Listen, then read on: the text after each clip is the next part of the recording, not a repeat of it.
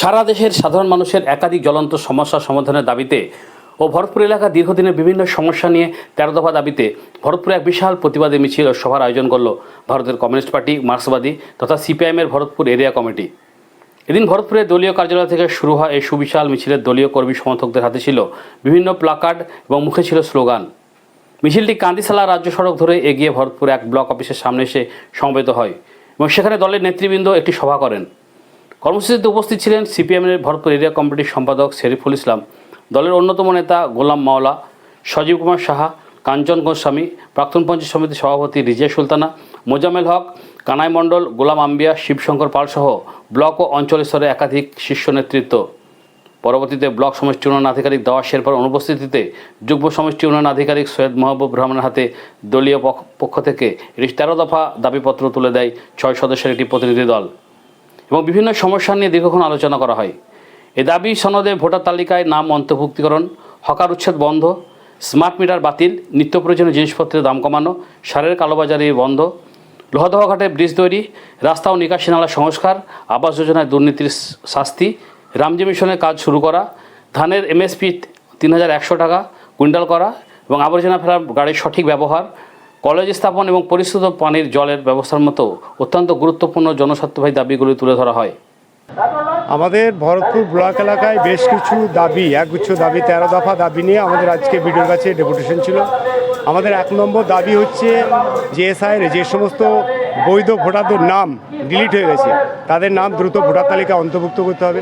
কারণ সেই সব মানুষগুলি তারা গরিব, খেটে খাওয়া মেহনতি মানুষ, তারা খুব আতঙ্কিত যে আমাদের হয়তো অন্য দেশে পাঠিয়ে দেওয়া হবে, সরকারি কোনো সুযোগ সুবিধা পাবো না, তারা জন্য আতঙ্কিত। তার জন্য আমরা বিডিও সাহেবকে আজকে দাবি জানালাম যাতে ফাস্ট ট্র্যাক কোর্টে দ্রুত শুনানি করে তাদের নাম ভোটার তালিকায় অন্তর্ভুক্ত করা হয়। এটা হচ্ছে আমাদের 1 নম্বর দাবি। 2 নম্বর দাবি ছিল আমাদের যে সর্বনাশা স্মার্ট মিটার, আদানিদের মিটার, সেই মিটার বর্তমান সরকার আমাদের রাজ্যে 2 কোটি মিটার লাগানোর টার্গেট নিয়েছে। গরিব মানুষের উপর একটা বাড়তি বোঝা, বিদ্যুতের বিল আকাশ ছোঁয়া হয়ে যাবে। সেই স্মার্ট মিটার যাতে বাতিল করা হয়, আমাদের গরিব মানুষের উপরে যাতে চাপানো না হয় জোর করে, তার জন্য আমাদের দাবি ছিল।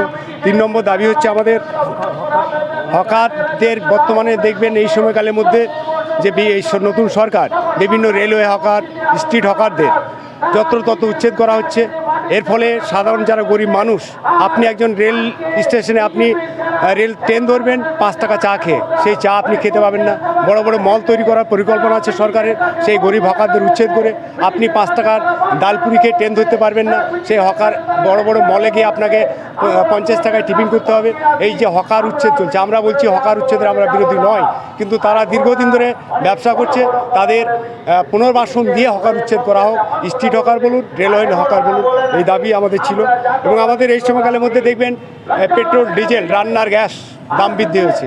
আমাদের বর্তমান যে মাননীয় মুখ্যমন্ত্রী শুভেন্দু অধিকারী, তিনি যখন বিরোধী দলনেতা ছিলেন, তিনি বলেছিলেন যে আমাদের সরকার আনুন, আমরা রাজস্থানের মতো 400 টাকা ধরে গ্যাস দেব।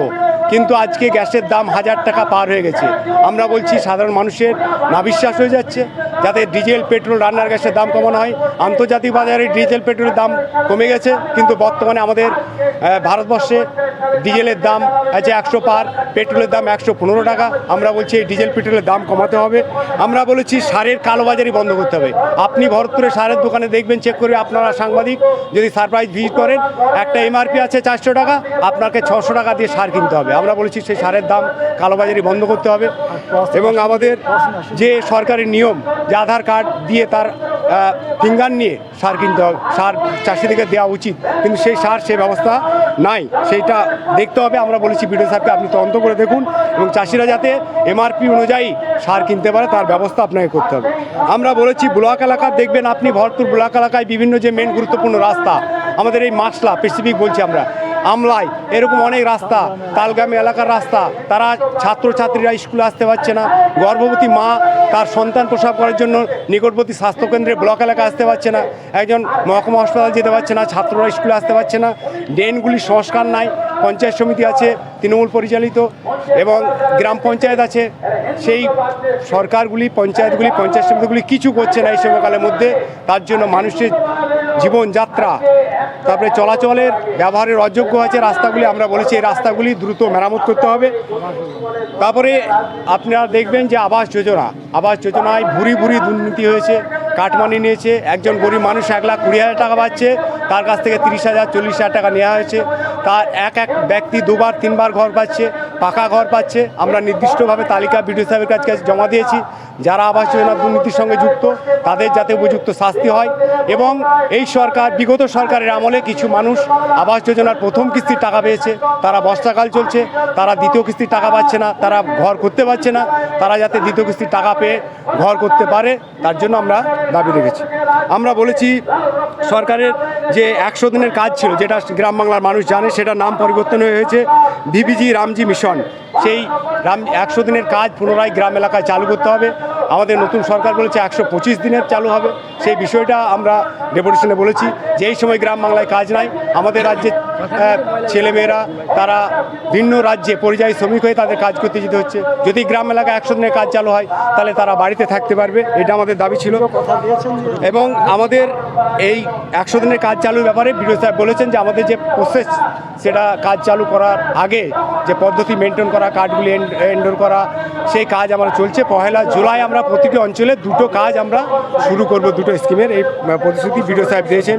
এবং আমরা বলেছি যে কৃষকের ফসলের 3100 টাকা কুইন্টালে কৃষকের ফসলের ধান কিনতে হবে। আমাদের যেহেতু ব্লক এলাকায় ধান চাষ বেশি হয়, একটা কৃষকের ধান ফলাইতে যে সার, কীটনাশক, রাসায়নিক সার, জলের দাম, তাতে কৃষকের কিছু থাকছে না। আমরা বলছি সরকার 3100 টাকা দরে ধান কিনুক এবং চাষির যাতে বাঁচতে পারে সেই ব্যবস্থা সরকারকে করতে হবে।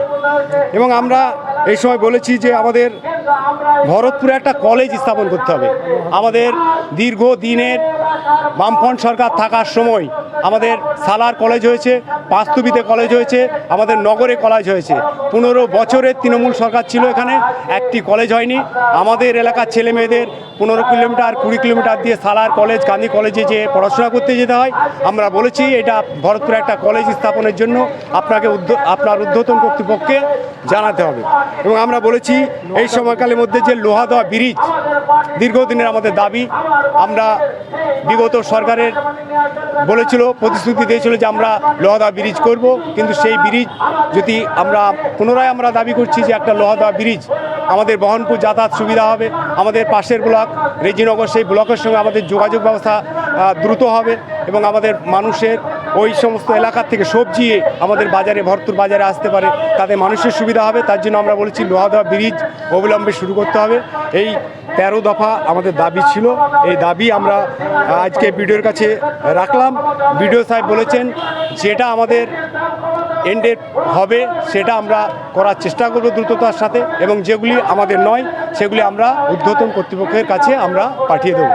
বিগত দিন থেকে আজকে দেখলাম আমাদের মিছিলে বহু কর্মী সমর্থকদের ভিড়, এটা কীভাবে হলো সম্ভব? বিগত দিনে তৃণমূলের যে 15 বছরের সরকার ছিল, সেই সরকার মানুষকে হুমকি চমকি দিয়ে চলেছে। সাধারণ মানুষকে হুমকি দিয়ে মিছিলে আসতে দেওয়া হতো না। সরকার আজকে পরিবর্তন হয়েছে। আমরা বামপন্থীরা একটি আসন জয়লাভ করেছি ডোমকলে। সাধারণ মানুষ, বামপন্থীরা পথ দেখাচ্ছে গোটা পশ্চিম বাংলায়। এই সময়কালের মধ্যে আপনি দেখবেন যে বামপন্থীরা লাল ঝান্ডা পথে আছে। গরিব মানুষ, খেটে খাওয়া মেহনতি মানুষের দাবি নিয়ে বামপন্থীরা রাস্তায় আছে। যেখানে অন্যায় অবিচার হবে বামপন্থীরা থাকবে, তার জন্য মানুষ সাহস পেয়েছে। আমরা বলছি আপনারা নির্ভয়ে আমাদের সঙ্গে আসুন, লাল ঝান্ডার দরজা সব সময় খোলা আছে, আমাদের সঙ্গে আসুন, লড়াই সংগ্রামে সামিল হন। ভরতপুর এলাকার যে সমস্যা, এর আগে বহুবার ডিপুটেশন দিয়েছেন, কিন্তু দেখা গেছে অনেক ক্ষেত্রে কাজ হয়নি।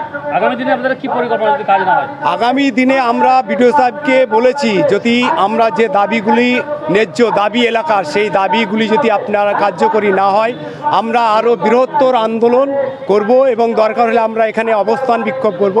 সেই দাবি আমরা রেখেছি বিডিও সাহেবের কাছে। যদি দাবি কার্যকরী না হয় আমরা বৃহত্তর আন্দোলনে নামব।